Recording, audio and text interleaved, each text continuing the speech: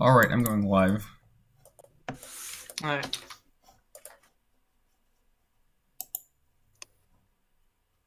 Ah. Hi everyone.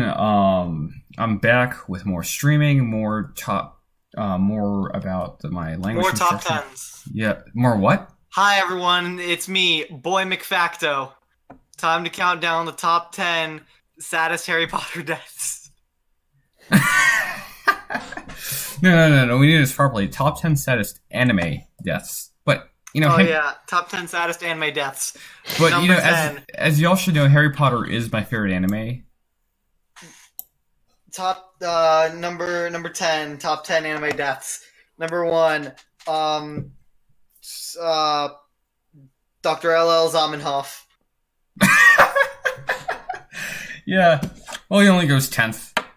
Number 1, that one doctor chick from Avatar. She's related to Conlangs because the Na'vi Conlang was in that. Oh yeah, that's true. Yeah. Well, today I guess we'll be working on noun morphology, and because I have a complex grammatical gender system and have Zenoel here, who is probably a lot more knowledgeable about linguistics than I am. And he joined our last stream, but I guess today he mentioned he wanted to talk about like grammatical gender and what else you want to say? You want to talk about? I forgot. Noun classes. So I need to hear what your plan is with noun classes. I told you everything. No, I don't really have a good plan right now. In fact, this is one of my weak points with language instruction. Is like I like doing stuff with noun classes, but I'm not entirely sure like how like. So I assume that you have more experience with like creating noun classes. I want to know how you do it. Yeah. Okay. So I have the stream open right now. Yeah. Which wasn't the case last time. So I didn't know there was anything in there. Can you scroll up? Sure. To the Yeah. part? Yeah. So I did create one noun class, like one motivated noun class, and that's just with basically some of the roots will have basically second vowels that disappear, and then I came up with some paradigms, and I thought it would be actually more interesting to create the paradigms first and then put the rules together later. I'm not sure. Yeah. Is that how you do? Yeah, sounds fine. Okay, no, so the problem I have is mostly the terminology, because I was very curious what you were going to do, because in my opinion there's no difference between gender and noun classes. Oh, there. So in grammars you usually have like gender reserved for Indo-European languages or small systems, and noun classes is what you'd use for Bantu or Pama-Nyungan, that's Australian language family. Mm-hmm. But what you're doing there is like inflectional classes. Okay, yeah, because yeah, like so this the way that I learned this in the linguistics class I took is that we had basically that noun classes refer to inflectional classes or other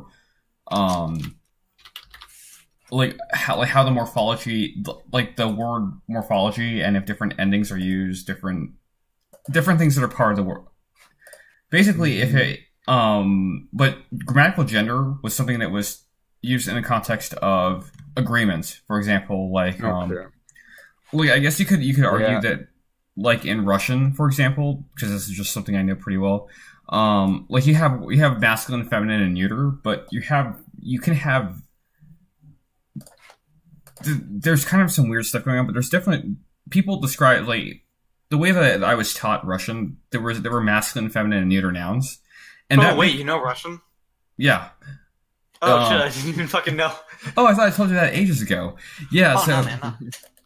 So basically, the difference is that you can have words in Russian such as "dядя," which means uncle, and its inflection is like that of a feminine noun because it ends in a or ya in that case.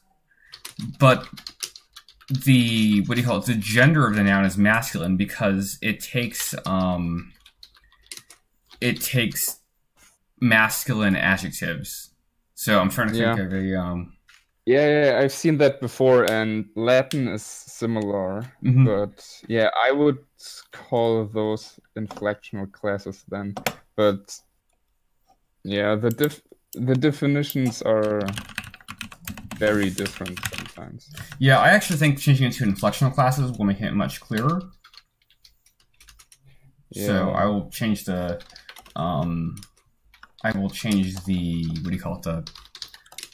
the name of the section. But yeah, I'm actually really interested here with the use of, I guess, first of all, like, because you brought up optimality theory at the end of the last stream that we had. Yeah. And I mean, I know that the OT is pretty powerful because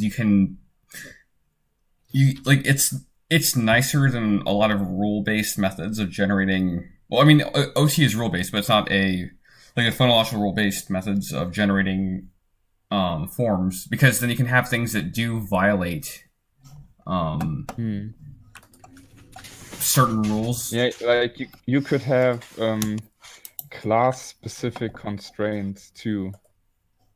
So you could explain why in those nouns you have different endings than in others, possibly. Yeah, and I guess one of the things that I have here is there's going to be a lot of stuff with echo vowels that comes up here, and at least that's what I have planned. But I'm not entirely sure how to implement it. But I'm kind of just came up with some paradigms, and hopefully I can I have a feeling that I'm using some sort of rules to generate the just by thinking how I want the endings to work. There are some rules that I want there to be that are kind of implicit, and I basically have to generate the forms first and figure out those rules later, rather than going the other way around. I feel like that can be a more natural way of doing things, but I'm not entirely sure how fast it is, and if I'm wasting my time doing this, or if it's just better to go one way or the other. Yeah, I don't know. I'm terribly slow at conlanging myself, so... Yeah, no, I've been hoping to... I can't really help. Yeah, that's fine. No, I'm the same way, and I mean, it's not like language instruction is a fast process by any means, or a process that ever really ends if you stick to a project. But I feel like the one of the things I want to explore with these streams is, are there fast ways of generating languages? I know there are challenges. You can create a language in 30 minutes, but then again, you're not anywhere near as detailed as you could be. And I feel like and I'm wondering if there's a certain order of do you just try to go to coarse details and just go finer? Is it better to just focus on one section at a time, etc.? Right now, I'm kind of being very haphazard about how I'm constructing things. But so far, I guess I've gotten something, so that's not bad. God, these things aren't rendering properly. But yeah, no, I guess I've had I created some paradigms and some roots, and I guess I do have this noun class where there are deleted second vowels, and they show that basically they only show up in the Paco forms of nouns. For example, Salquo is Salquo is king, and in some inflections the a vowel shows up, and in most others it does not. And I've also done some stuff where certain vowels at the ends of words are generally, if some nouns will form, I guess, for example, the singular and paucal and transitive forms will delete the final vowel in order to form them. And this is something that I think, this is some morphology that I don't really see in conlangs, where you have deletion forming a certain... Oh yeah, that's very rare. So no matter what the stem vowel is, the morpheme essentially is the deletion of it. Mm-hmm. Yeah. Yeah, I like that. In one of my languages, it has noun class prefixes, which are always vowels, and the copula is formed by reduplicating the noun and then deleting the vowel. Okay, yeah. And I think that's very unnatural, but I'm a big fan of it. Yeah, no, I think there's, what do you call it? Well, first of all, conlangers are terrible with reduplication, but I also feel like even when some conlangers do reduplication, or they just like, they feel like, oh, I should use this because it's common or something like that. A lot of times they kind of use it in, I guess, in certain, I would say, like stereotypical ways, like Plural. Yeah, like plurals, reduplicate the root to get the plural, or they reduplicate the entire word all the time, rather than first syllable, first syllable reduplication, final syllable reduplication, which are definitely attested. They occur in other languages. It's just that I guess people don't think reduplication is kind of just one phenomenon, but there's a lot more to it. And in this case, I haven't come up with anything that I haven't come up with any use for reduplication in the language right now, but I will definitely feature it in one form or another at some point. So now I think I kind of want to get to... so I do have this class of weak second vowels. I have a few paradigms. I do want to put together like class 1 nouns, which are going to be, I guess, I call them strong second vowels because they just don't delete. And in these contexts, and I guess I'll try to come up with, so I have a few roots, and I'll probably have to mark them, like for which ones are class 1, class 2, etc. But I'll just pull this. I'm going to call this root that I came up with a class 1. What is up? I advertised the stream. Where'd you advertise it? A chat for another conlanging YouTuber. I help admin it though, and I posted it in our announcements chat. So is it Conlang Critic? I haven't checked the server in forever. Yeah, it is. Oh, okay, I didn't know you admin that. Oh yeah, I admin it. Not Conlang Critic. Okay. I was never on the Discord, but I've heard really bad things. And the guy is also a pretty bad prescriptivist at times. What? We have a fucking rule against prescriptivism. Okay, maybe it became better, like... Nah, it's always been... It's like one of our first rules, if I recall correctly. Okay, yeah, rule 4 is prescriptivism is banned. Yeah. And it's part of the original message. Yeah. Like 1 year ago, or 1.5 years ago, I heard a lot of drama from that channel. I never really paid attention Let's to move on myself. Yeah. Let me see, does this thing... there we go. Or wait, what do I do? There we go. I want to see white space. Or actually, no. I'm going to take off the white space because that looks much better, I'd say. Yeah, so let me take a look at, where is it? Some of the roots here, because I wanted to come up, or I had the root for wood, and I may actually have to go into diphthong stuff later because I realized I haven't talked about diphthongs, but I do want to come with a description for class 1 nouns.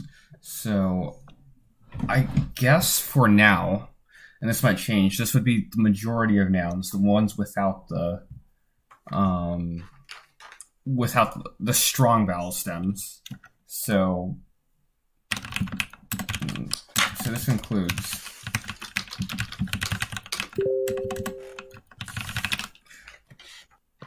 I have been pinged, I see. Oh yeah, I pinged you on Telegram because I mentioned you in the chat 'cause someone was asking who I was streaming with. I also pinged you over on a different server. But both times it was just me mentioning that, on the Tumblr server, oh, right? I'm streaming with you. What? On the Tumblr server. Yeah. Okay. There is... Yeah, I am in so many conlang servers. And I rarely I'm check. not in too many. I'm in the conlang, or the server we just mentioned. I'm in your server, the server for this channel, I guess. A server that's mostly world building based, but also has a linguistics chat, which I've advertised in. I'm in Conline Critic, and then I'm in some Telegram chats. Oh shit! I should fucking link it in one of my Telegram chats. Are they mostly conlangers, or is it just like a more... For what? The other one, Telegram chat. Oh, I'm in a strict Telegram, conlanging Telegram chat. Oh, okay, yeah. I just didn't know there was one. Let's see. So I guess strong second vowels would be all monosyllables. I may just call these strong and weak stems for now. Which sounds kind of like I'm just ripping this off Germanic, but where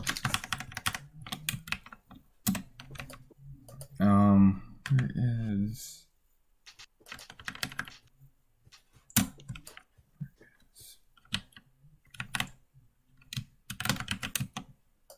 Yeah, I'm also thinking of so Cinemal, do you use sorry, what is it? Circumfixes or infixes in your language? Circumfixes, no. Infixes, neither. No. Okay. I'm not opposed to them. Like, circumfixes are very fishy at times.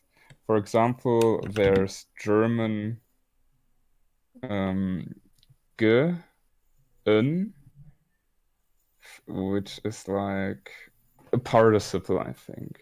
Yeah, a past participle.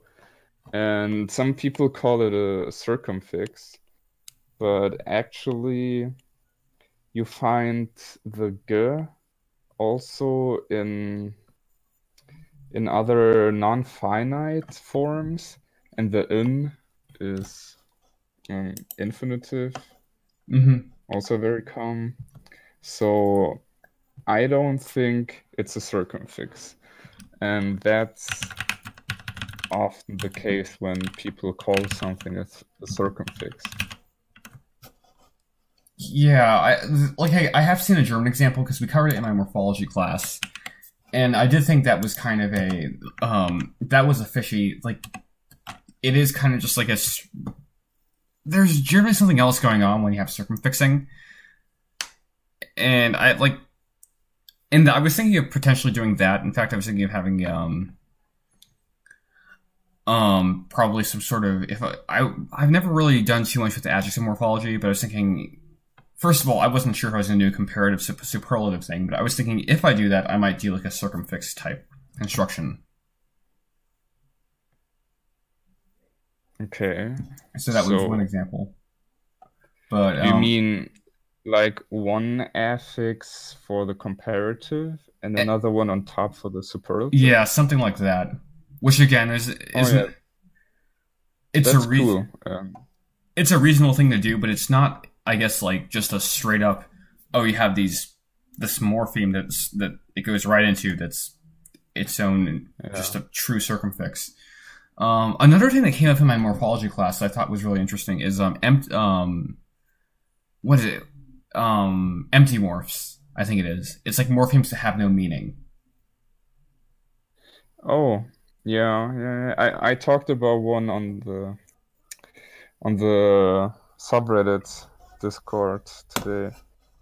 Like in Mohawk, there's a word minimality constraint for verbs, which means a verb has to be at least a foot long, but there are stems which are just a syllable, like kjas, And if chias would surface without any affixes, it gets an E prefix, which doesn't occur on words which are 1 foot long as a stem already. So it gets resyllabified to ikyas, to basically to just fulfill a foot.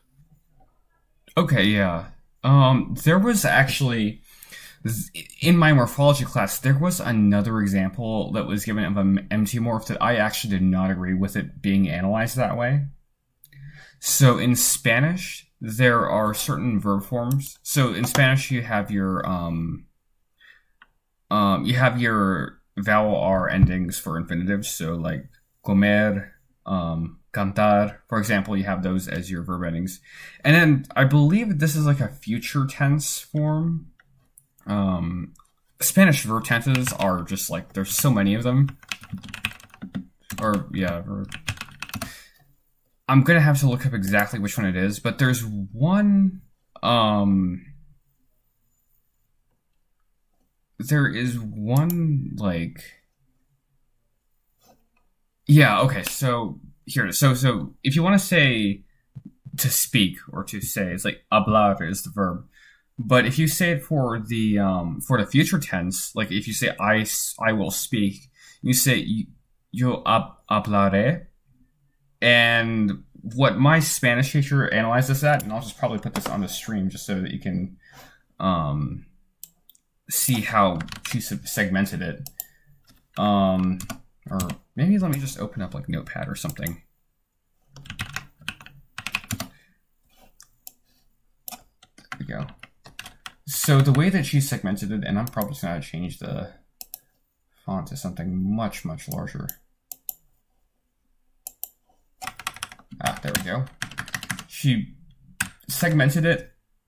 So this is how she segmented it, with the abu stem, then ar plus e, and then she argued that ar in this context is not is an empty morph. It has no meaning, but it's a morpheme.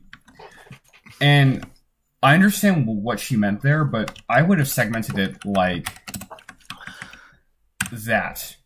And I guess you might see on the stream, I don't know if you see, but I put are as its own suffix, basically. And I argue that there is no empty morph in that thing. It's just that there's a coincidence in how the endings are formed. I guess you could do like a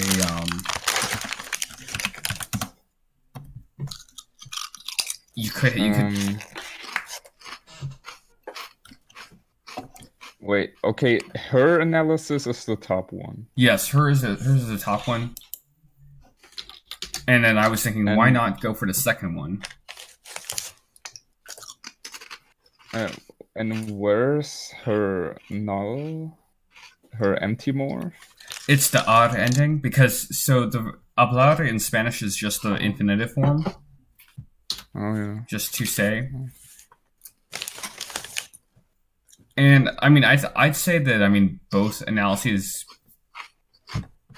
I mean, unless you have objections, because I mean, I probably am not as knowledgeable as you are, as far as I can tell.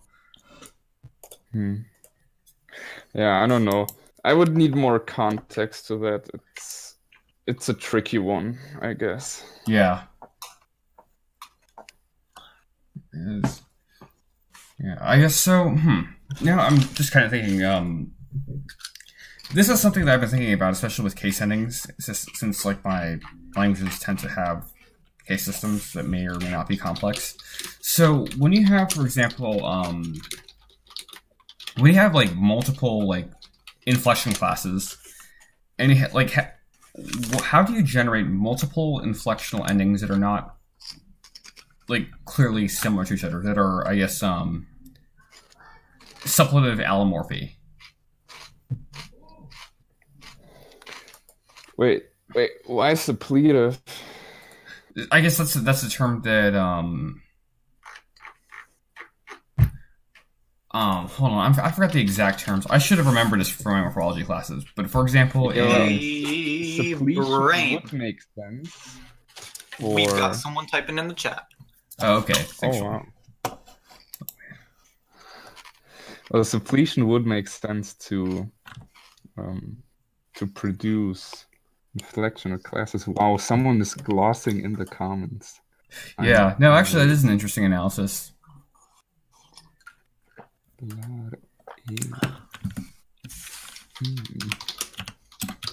me send a message. Just say hello to Captain. I guess I forgot that's probably he's probably not Captain, but it's Capital One Bank. Never mind. But Wait, that's not him. We've got someone suggesting something. Sure. Let's see. Oh yeah, no, I mean that's another friend of mine I should point out, but yeah, Ashtar suggested the different gloss of habla, and I guess that is true. I could have segmented it as habla instead, plus the R plus E, which would be speak, with future tense, and then the E, I guess, stands for first singular perfective, which is actually true because in Spanish, I believe, and don't quote me on this because I only took Spanish back in high school. I didn't remember as much as I did in my Russian classes. But I think you can say hable as the future tense, or sorry, as the first person singular perfected past tense of hablar, which I think makes sense, but don't quote me on that. I'd have to do more research. Or actually, I could do that right now. Yes, you can actually do that. So it does make sense. I do like that analysis right there. I guess there are multiple ways to go about it. And I think, actually thinking about this now, when I work on Proto-Stiie, I think this is something I need to keep in mind. That, I guess, ambiguity, because ambiguity can go, I guess you can have lexical ambiguity, syntactic ambiguity, semantic ambiguity, but I think also, and I guess this isn't important for a speaker, but there can be morphological ambiguity in a sense. I guess actually is it can be it can depend on context and stuff, but I think that it's actually great when you have forms that can be analyzed in multiple ways, and then you can set that up to form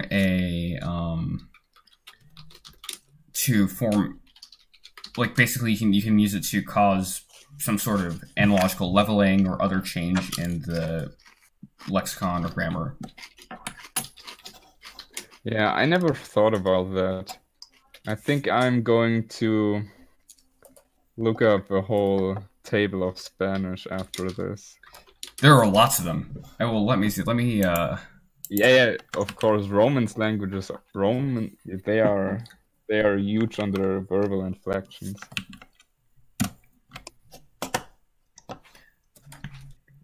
Yeah, I tend to like putting stuff on nouns, but I actually should probably go, and I might, for this language, do a lot more verbal inflection related stuff, because I tend to actually, in my callings, I tend to avoid that. I tend to go for very simple verb forms and complex noun forms, but in this case, I may go for the more complex verb forms.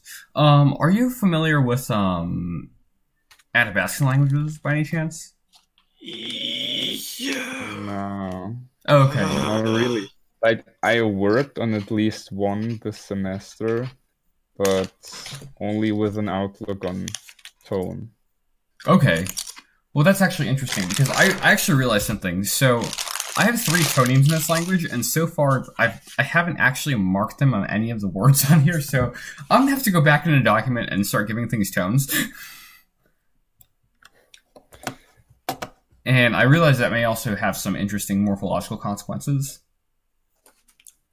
Okay. Yeah. So you have 3 tones. Yeah, they're just high, mid, and low. Okay. It's just a simple level or a register tone system. Though I will mention, so I'm thinking in the history of the language, these actually correlate with slightly different articulatory features. Oh, yeah, I remember that now. Yeah, I love that. Yeah, and especially because this is common, but I was thinking there's a gradient from those articulatory features have disappeared entirely to they're still there along with the tones. and because I plan to create once I'm done with once I get this to I guess a usable state, get this to a point where I can have like 3 daughter languages, each with very different features. I have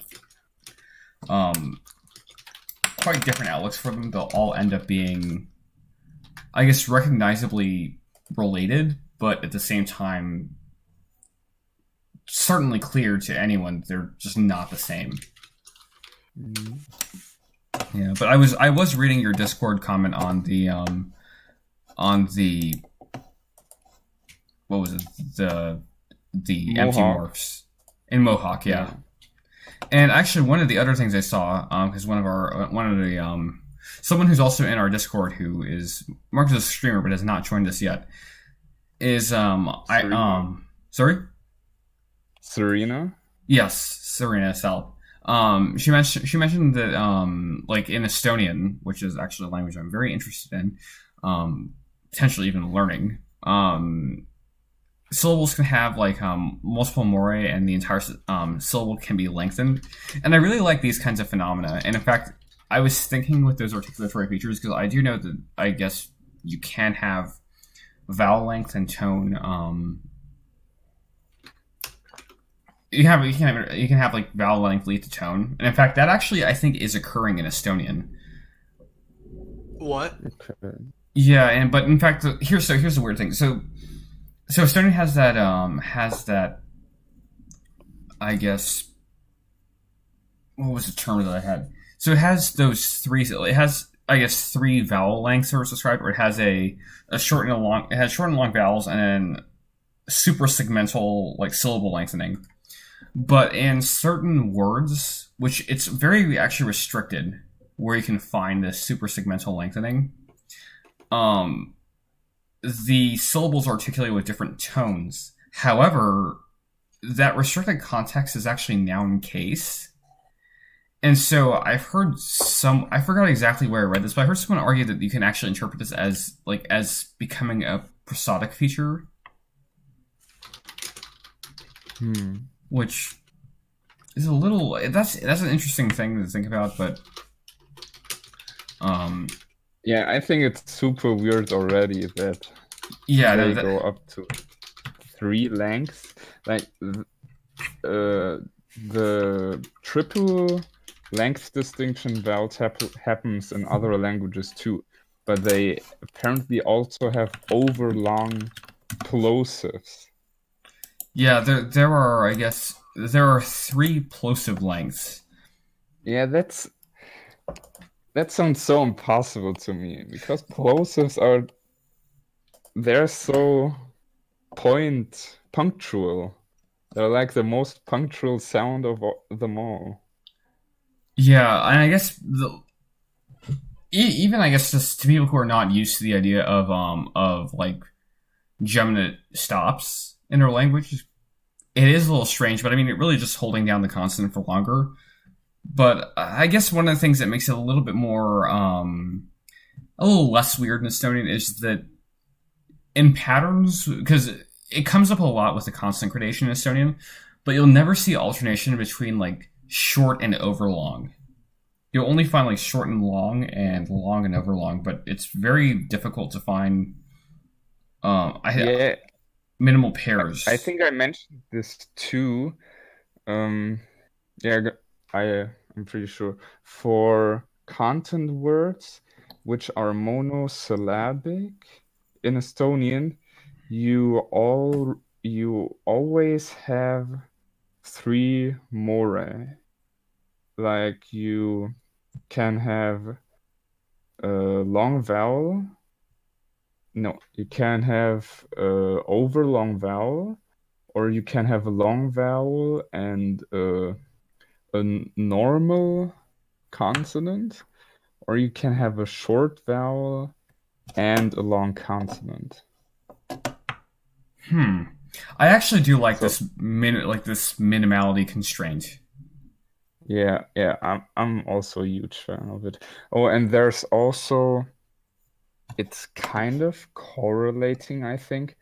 In many languages, there's this noun-verb dichotomy where nouns can be more complex than verbs, like nouns utilizing more phonemes or having more phonological processes. And that also happens a lot with like content words versus functional words or stems versus affixes. But I think the noun verb thing is especially like peculiar. Yeah. Do you have any examples of languages that do that? The noun verb thing? Korean, Oh, okay. but I don't have any examples of that one. I think you'd have to look Yeah, at like a lot of the phonology or a lot of example words and then try to find patterns. yeah, I can find the paper, Okay, yeah, I'd be interested in that. but yeah, for later. Yeah. Okay, so if you want to go back to the conlang, I think at one point you talked about the inflectional classes and how you would create those different Forms. classes, but I think from the same etymology. So yeah, so right now, oh yeah, that's right. So in some languages, for example, in again, I'll give Russian because I learned it for a long time and it has exactly what I want for this. So for example, the plural of let me just think of a good feminine word in Russian, like a feminine word ending in a. Девочка. So the plural девочка, girl, is девочки. The plural of окно, window, is окна. Which I guess and there, like, for example, you have like different plural forms or different, I guess, or different genitive forms, for example. Like, and in fact, the singular plural and the genitive singular are the same, I believe, for both forms. So it's девочка, девочки, and окно, окна. And, like, basically, I know a lot of people will sometimes add, like, arbitrary endings to words. And in fact, that's basically what I'm doing here. Just with, like, I had these suffixes, and I have to describe certain processes because this final deletion process is a little strange. But how do you get, can you, like, is there a process you can go to get, like, maybe from some other morphemes or some other single morpheme or set of morphemes to multiple case endings? Or actually, more specifically, can you go from a single inflection, like in a single inflectional morpheme, to multiple ones? Yeah, definitely. Like, I think Latin has lots of that.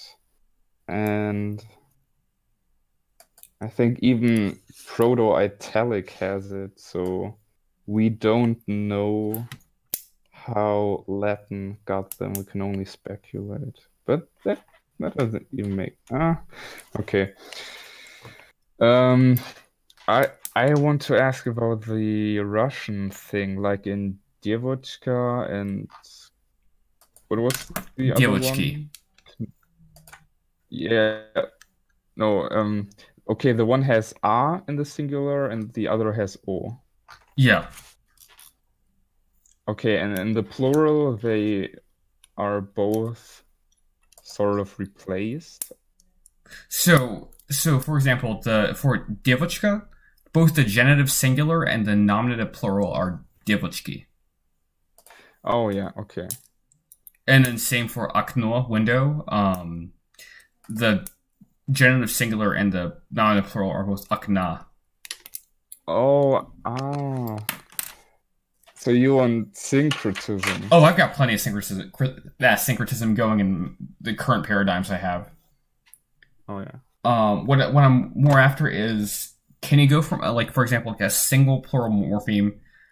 Do you have processes that will split it into like multiple morphemes? That's what I'm more interested in. Oh yeah. Okay, yeah, that's That's something I'm trying to do too sometimes. But I think that's really hard, especially if you want to go one morpheme goes to two different functional morphemes. Like, for example, you could easily have many and then go from many also becoming a plural marker, but also staying as its own content word. But I think if you wanted to have two different cases going from one morpheme, that's basically gonna be more difficult. Yeah, I just like to have. So let me actually pull up like maybe a declension chart from like another language, like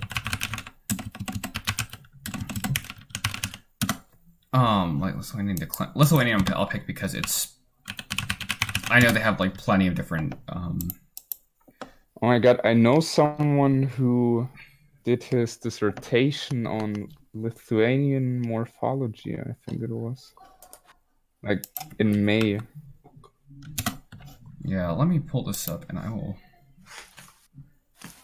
Hey, I'm gonna screenshot this for y'all and I will pull it up as well on here.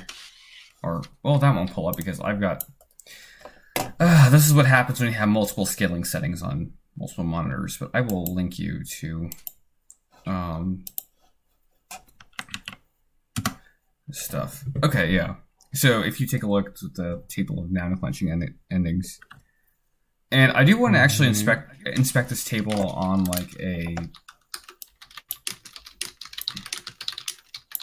There we go. I do want to look at this table and see, like, let's say that you have a language, like a proto-language, which has only one set of inflectional endings. Mm-hmm. And I want to get, like, I'd like to introduce, like, multiple sets of inflectional endings. This is my problem. I think you understand at this point, because it was hard for me to describe.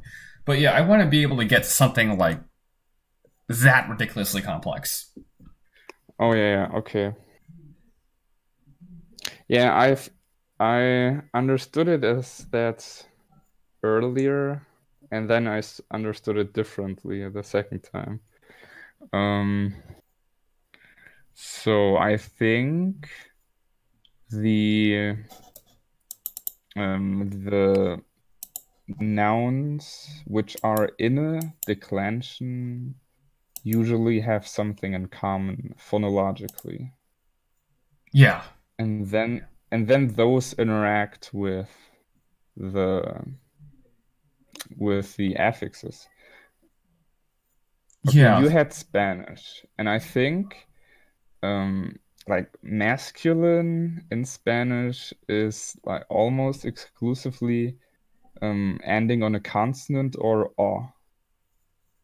Something like that, right? I will actually, I'll bring up Russian because it's a bit more nicely patterned. Because Spanish can have a more weirdness to it, but in Russian, like masculine nouns almost always end in a consonant. And then with like maybe a few exceptions, but I could probably count those on my hands. And then feminine nouns end in either a palatalized consonant, a, ya, and that's it. And then neuter nouns end in o or e. Okay. And the cases, are they very different from each other? I'll bring up a Russian declension as well.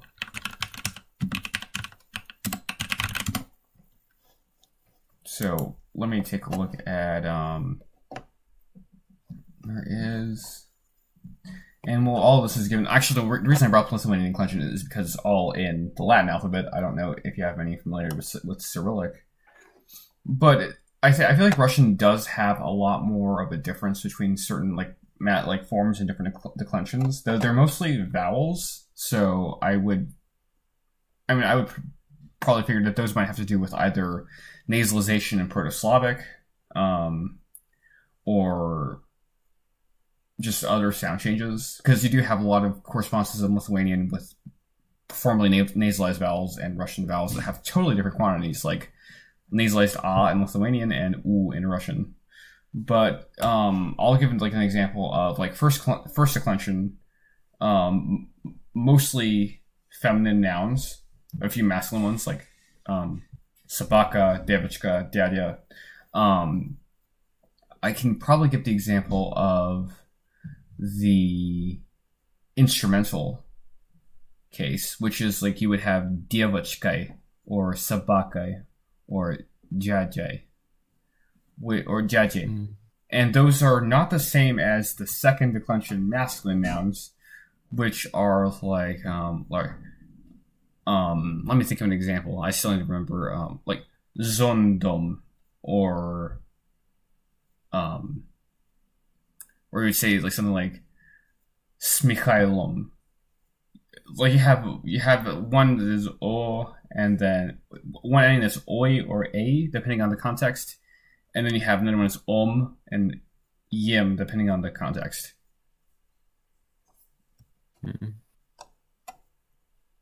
Which is, I guess, like I could probably go back into like Proto-Balto-Slavic or even Proto-Indo-European and see where these declensions pop up. They may have been preserved from Proto-Indo-European, but I'm not entirely sure. I'll actually look at the Lithuanian one and see what there are instrumental. Lithuanian, I think, has a bit more restriction on its codas, though, which makes it a bit more interesting. But it's actually pretty consistent. Do you know what the gray columns are? I believe in the Lithuanian chart, those are declensions that are marginal or just like don't really show up. Like you may not have like for example, fifth declension feminine, I think, is one of the so like you only have one fifth declension feminine noun, I believe. Okay. Or I'm just glancing at this. Oh yeah, sorry, there are only 4 feminine nouns in the fifth declension. So and they all behave, I think, in slightly different ways. So those are not, I guess, I mean, those are like, there's a few that are consistent, but overall you just don't see forms like that. Yeah, maybe they're all tools, and so they're used as datives and instrumentals often, but not much else besides that. Yeah, just as a theory. Yeah. Well, actually, one of the words that comes up is dukte, which is daughter, and that's fifth declension feminine. And then there's also motaris, which is also fifth declension feminine, which is, and then obelis, which is feminine, means apple tree, and dieveris, which is brother-in-law. So I guess certain kinship terms and an apple tree, which is pretty interesting, actually. I do like that. Just that one declension class has like these just 4 standouts.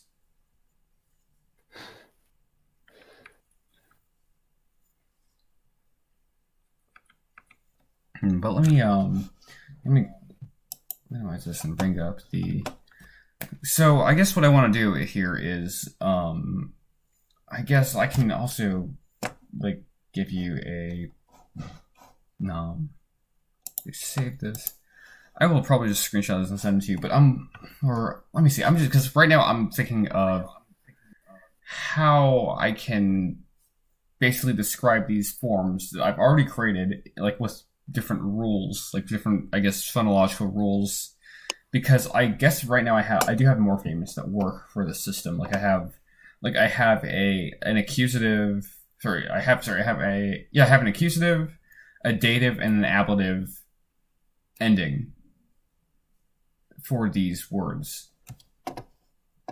And what I'm wondering now is, I guess I want to come up with the rules that are needed to get these forms to describe how they're added together. And I guess this is where maybe OT can come in, or Oh no. Like, if you have an OT table, I think it's great to look at, and you can see what's probably happening behind it, but getting there is always not so nice. Yeah, and I guess I haven't been super. Okay, actually, Go ahead. Okay, go ahead. Yeah, I was saying I might create an OT table just right now and show how this would work. Oh wow. Okay, so I tried that one morpheme goes different ways thing. And I posted it in the chat. It's not the most professional notation, but the first four, let's assume those would all be the endings of nouns from different classes. Yeah. And then you have a case affix. And now that case affix goes through phonological processes, and you end up with what's down there below. So one is coalescence, one is like lengthening, and the other one is both coalescence and lengthen. Or I don't know. Maybe it's just an additional mora. You could analyze it or in a different ways, monophthongization. depending on. Monophthongization, I would say. Yeah, like I would look at the rest of the language, what happens there, and then decide. But if we looked at the second one, maybe the second one also has ooh a lot of the times ending there, but then it gets leveled through analogy, and you wouldn't have ooey, but also long ooh. Are you talking in the declension class? Are you talking about the Lithuanian declension? No, I'm just talking about the hypothetical one. Oh, okay, yeah. I made right now. Yeah, I have the because I do like that, and I guess because I do have these different forms. I'm thinking I guess there could be some syncretism stuff going on, and in fact that probably will happen a lot more as I start working on this. And one of the I guess the thing that comes up in this chart is I do have certain parts of this table, for example, for this third word talingeb, the bird of prey, where I have certain I have certain forms. For example, the singular form loses the second vowel, has the weak vowel that is lost. So his ergative singular is talingeb, and then the particle is talingeb, and then if you go to the plural form, it comes from the singular form, but you add the al ending, which is it's technically an echo vowel, but actually no, it's underlying with the but then it behaves as an echo vowel with different words. But if you look at, for example, the accusative forms, for example, the accusative singular and the accusative plural, there's actually, the accusative pockle, or singular and pockle and the accusative plural, you'll find that there is one of the vowels is so the odd ending is just the odd is lost. So instead of being talngebdal, it's talngebdal. And so I feel like later on, when I perform phonological processes to this system, I'll actually end up with something where I have maybe I'll have the cluster, the BD coalesce. So it could be talngebdal, or just tong dal or something like that, but I'll have some like differences, like different things going on, and probably I could use that to generate more noun classes in the future of the language. But I think I'm looking too far ahead here, and that might be the problem that I have. So the I is like it's pretty blurry on my screen. The I is preserved in the paucal accusative, but not in the other ones. Where is? I just gotta open this up. So the I is preserved in the paucal form. Yeah, I mean it's supposed to be preserved only in the paucal form and the intransitive singular. Or you can also see the same pattern take place in the and I'll probably just highlight this on the stream just so that people want to see. Or can I highlight the whole thing on the table? Okay. I guess maybe I'll just turn the words red. That might be a good idea. But in the paucal and the intransitive singular and the paucal forms, you do have the extra vowel in there, and it's not present in the other singular forms or any of the plural forms. And I guess I could describe that as like part of a what was it? A length preserving process. I forgot the name of that. That I guess we were talking about it earlier.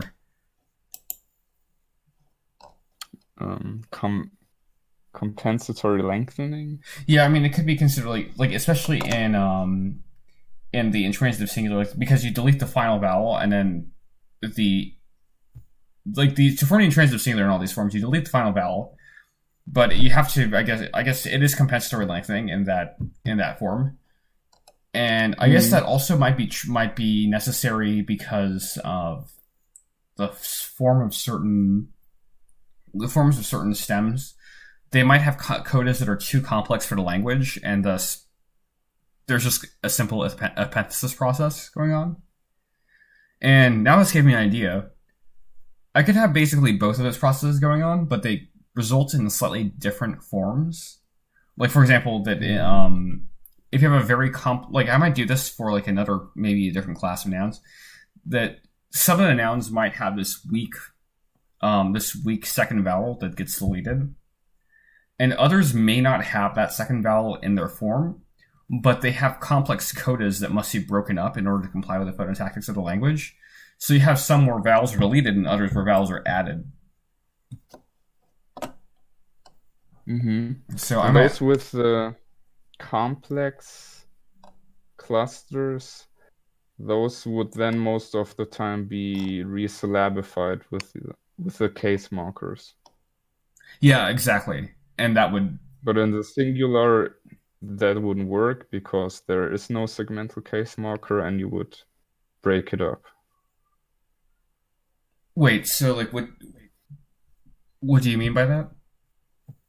So the intransitive singular was the deletion one, right? Yes.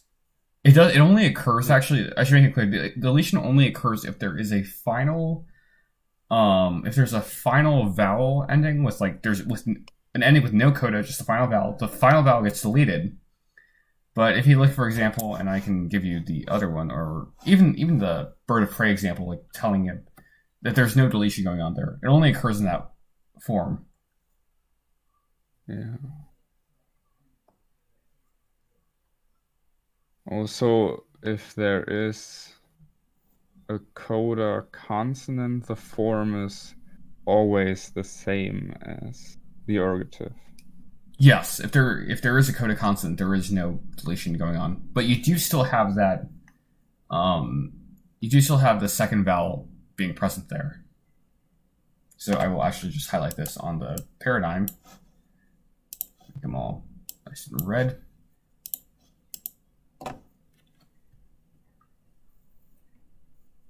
I mean, this feels a little bit iffy because, like, I don't have, like, I guess because as far as we know, like,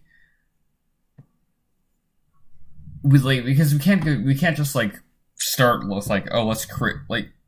I'm always tempted to like, oh, we should justify this from the history of the language, but then we have to also move forward, and like at some point it's like it's kind of expending too much effort to try to justify something in like a proto language. Because I guess I don't plan to reconstruct this further back. Yeah. I I really don't fuck with inflectional classes. Like, I am more of the complex verb guy, and right now I'm again remembering why. Yeah. So actually, because of that, actually, I do want to go to verb morphology because I've done literally nothing with verb morphology. So I guess we can try doing the verb stuff like really from scratch. I guess I don't have. Do I have anything that could be thought of as like a verb? Yeah, pretty much. Well, we want agreement, right? Yeah, I think agreement is a good idea here. So I will include. So 6. Let me just use the styling thing. Okay. Yeah. So agreement, I guess. So generally, there's like I guess you can have noun and person agreement is a common thing, but what else have you seen verbs agree for that may not be like, like off the top of your head common things? Like, even gender isn't that common as far as I know. Like, subject and object agreement is polypersonal. Common. Number and person. I think that's actually pretty much it. Yeah, I do like the idea of having polypersonal agreement though, like subject and object. Yeah, that's pretty cool. I like that too. And especially like fusional markers. Yeah. So if you had, for example, key for subjects and ate for objects, but just e when they're both. Oh yeah, of course. I guess there's going to be I guess people use case syncretism. Would you say like verb form syncretism? I guess. Yeah. Or I guess sonnet was a different term for that, but I mean English does it as terrible as or as terribly small as its verbal morphology is. I mean, there is personal agreement for but everything except third person singular is the same. Yeah. Well, except for the copula. Oh yeah, the copula is. Well, I mean it's the copula. Yeah, so polypersonal agreement. So I guess we'll have first, second, third.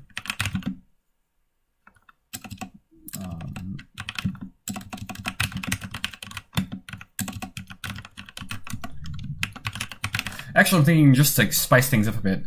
It would be interesting if there was like no like if there was no distinction between the pockle and the plural. Yeah, that sounds good. Yeah, I like to just to simplify things a little and not make it like because it's like a cookie cutter thing if you just have everything into its own. Yeah, I wouldn't be surprised if pockle agreement is extremely rare. Yeah, no, that's what I was also thinking. So, okay, one thing about the English copula, which I think is very lovely, is that when you form those, I don't know what those questions are called, but you can say, "You are a linguist, aren't you?" And with the first person singular one, you can't say, "I am a good person, amn't I?" You have to say, and aren't. Yeah, because it's I guess because people could say ain't I, but then again, I think that's stigmatized. Yeah, okay. Ain't I? Oh, I never thought about that. Yeah, well, ain't is can be Okay, like that works for some dialects. yeah. I mean, like for example, if people said that here, first of all, they would even if it's not stigmatized, they would know you're not from this area because no, I'm here in California where I'm in Southern California. Nobody says ain't, except for my dad. But I'm he's not totally from fine with ain't. yeah, but he's not from California, so yeah. So I guess I did think about so verb form, so agreement. We've got that down. I guess one thing I thought about, and I don't know how familiar you are with this, is like nominal tense aspect mood marking. Yeah, I'm okay at it, I think. I'm actually not very familiar with it. So is it just like marking tense aspect and mood on the noun, or I guess. Like, can you repeat that? So I mean, I just want like a simple description or a basic description of like nominal tense aspect mood, since I'm not very familiar with it. Oh, nominal term. Yeah. Yeah, okay. Nominal term is rare and uh, it's the unusual place of marking term. So usually you have it on verbs or as independent morphemes. But as the name suggests, nominal term is inflected on nouns. Mm-hmm. And so I think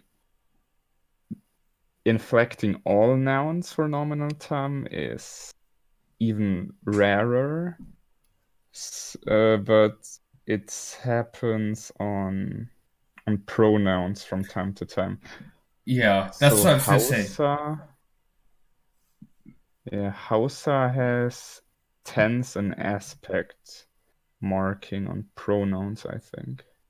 Yeah, that sounds pretty reasonable. Yeah, on Yeah. Oh, and it's just tone, I think. So there are no segmental changes in the pronouns. There's tone change, which is pretty cool. okay, yeah, because I was thinking of having something like I guess grammatical tone more generally in Proto-Stiie because I noticed this is something that's more common with languages that have register tone systems like high low or high mid low rather than contour tone systems. Mm-hmm. So yeah. Yeah. Yeah, there's definitely a lot you can do with it. So, interestingly, I've had a job this semester which was about grammatical tone. Oh, okay. Like, we were a group of 3 students, and we would meet up once a week with our professor, and he would sort of assign specific languages or even papers to each of us, and then we would read them and give back an overview of what happens. And what I've learned is that, yeah, I think pretty much anything can happen. Like, I definitely wasn't prepared for that. There are, okay, so it depends on how you define grammatical tone. For example, we also did prosody intonation stuff, which some people wouldn't strictly call grammatical tone, I guess. So, for example, Chickasaw, they have lexical pitch accent, so basically works like Chinese, that words can be differentiated by their pitch, but it doesn't happen as often. Like there are very few minimal pairs. But then the words in a sentence get split up into intonational phrases, and those then have different pitch contours, depending on whether you have statements or questions or even embedded sentences. Yeah. Like that would also be a way to implement grammatical tone. Yeah. I mean, it is a very broad phenomenon, and Yeah. I guess there's multiple places that can go here. Yeah. If you have any idea and would describe it to me, like I think it would be very likely that I've heard of something similar in a netling now.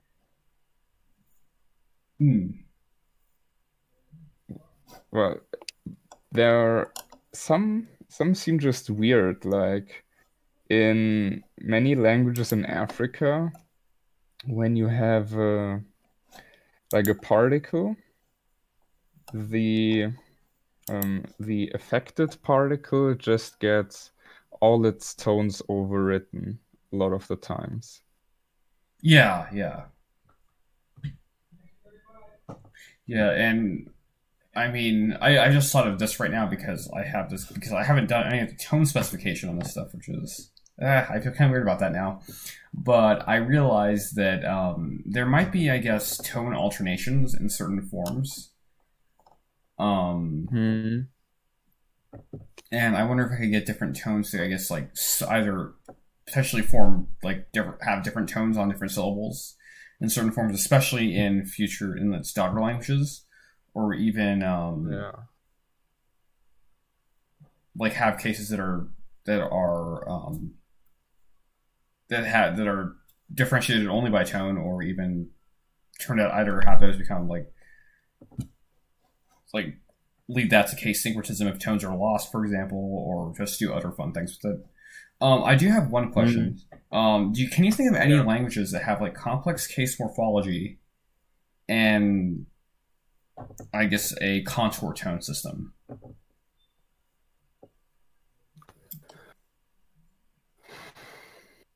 I've been asking around for this, and like people have had a hard time with that one, and I'm not surprised.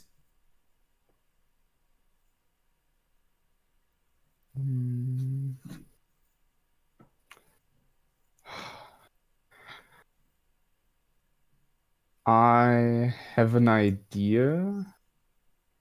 Shoot it. For where to look, where one might be, but it could be a total miss. I'll write it down, but I'm so unsure about it that I don't even want to say a name or an area. But it's an interesting question. Well, it's fine. You can just say it. I mean, there's only 3 people watching this stream. Yeah, okay. I was thinking about Grassfields Bantu. Okay. There are a few people in Leipzig doing that, and I sort of slipped into a talk about a language there called Limbum, and they did some very precise phonetic analyses, and I think they came to the conclusion that it actually has 1 or 2 contour tones, whereas before it was analyzed as a register tone language with high, mid, low. But I don't know if it had anything to do with case. It might have been all verbs. Yeah, but I definitely know people who could know something, but they're not here right now. So okay. in October, I can get better results. Yeah, I've actually looked that up, and so far, like I use Waltz to look up just a list of potential languages, and the only one I could come up with was Coasati, a language of North Carolina in the U.S. Hmm. But then again, it's like it's still kind of, I guess, it only has 4 cases, and the tone system, though it is, I guess, a contour tone system, it actually has been often described as a pitch accent system instead, because I think you only get tones on like one syllable. Okay. Yeah. Yeah, But that sounds like pitch accent. But in theory, you could have a pitch accent system with contour tones. yeah. Like there are people calling, I think it was even Mandarin, having a pitch accent system. But maybe that was on top of a tone system. Like pitch accent is a really vague word. Yes, because I've heard it in the context of prosody several times, which is really Yeah, confusing. right. I didn't know about that pitch accent before this semester. And then yeah, I was confused when I had to read something. Yeah, I read something that said Portuguese had pitch accent. I was like, what? And then it was just, oh, and it's prosody. I was like, but yeah, no. At one point I considered having a pitch accent system with like downstep in a different language, but I feel like actually I think I know a Swedish speaker who and it might be in the Conlang Discord network who says he has like 3 contours, like 3 different contours in his language, like 3 different pitch contours, which I think is I think it's pretty reasonable to have like a pitch accent system with with a like a contour. Yeah. Um, okay, what I was gonna say is I would consider trimming the tone system down to high and low because I think that would make things much easier, but I also really like the co-occurrence thing with the modality, with the Yeah. breathy or creaky voice or what it is. But getting the tones to work on top of that, I think, could be quite difficult. Well, it's actually not that they like they correlate pretty much. They always correlate consistently. Like if you have a word with high tone, it'll pretty much always have like if you have a word with breathy voice, it'll always have high tone, or if a creaky voice, low tone, etc. Like they're not independent features. Yeah, that's what I meant with co-occurrence. Mm-hmm. Like you. Okay, this is something I've also had a problem with before in conlanging, and then I just called them conemes because they like co-occur and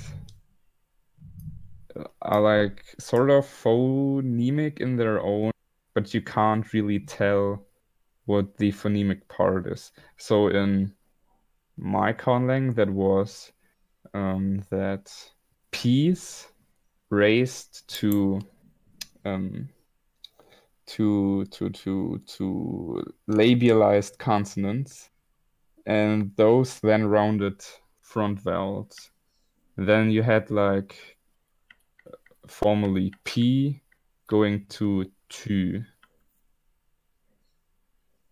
And then in theory, you couldn't tell is the phonemic part the labialization on the consonant or is it the rounding on the vowel?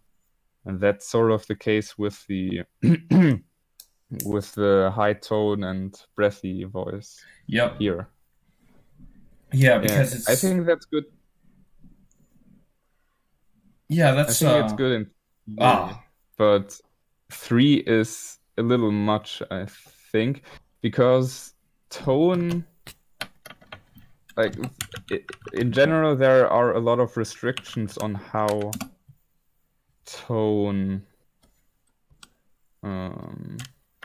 patterns in a word.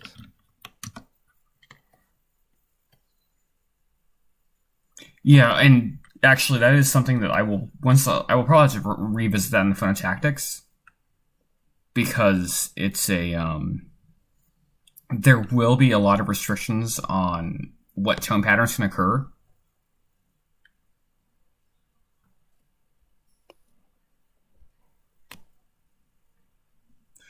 But I'm actually thinking of, I think, if I'm not mistaken, I'm looking this up right now.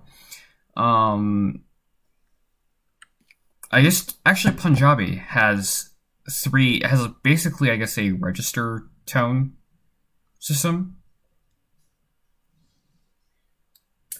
and it has like a high falling, a low rising, and a level tone.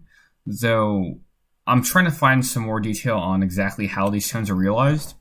But I think I've also read this described as just high, mid, and low, where the tone levels are actually like the defining feature, and there you can occasionally find like contexts where there are high rising or low falling tones. I thought Punjabi was the one which didn't have that many tones. Oh well, I mean it is. It is one of the few, like one of the few Indo-Aryan languages with tone. Yeah, yeah. I thought it was Majarati or Sindhi or something. Yeah, maybe those are similar. Maybe also worth looking into. Oh, I had a thought, just a thought. The weak vowel in the nouns. Yeah.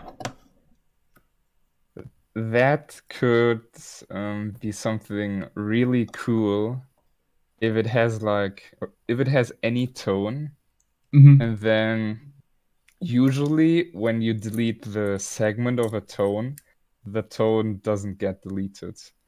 So then either it shifts to the next syllable, or it could merge it, or it could act like downstep or upstep, that the whole rest of the word would get either lowered or raised. And that would be extremely cool. Yeah, no, actually, I wasn't. I was kind of, that was in the back of my mind, but that actually is a great point, because once I actually get tone assignments done properly, I will probably do that with the languages, and I may have actually. I'm kind of wondering now if I can have like. Yeah, I might have to save a lot of this for my daughter language. I really should not be thinking diachronically too much here, but it's a, what do you call it? It's a pretty interesting thought. Well, I will say, actually, it looks like I'm going to be heading out now, but it was great talking with you. We've had like an hour for the stream now, I think. Yeah, I think so too. 1.5. Or an hour and a half, yeah. Almost. Yeah, cool. Well, I'll be back probably again this week, but it was good talking with you, and I'll see you again. Yeah. Thanks everyone out there who's watching as well.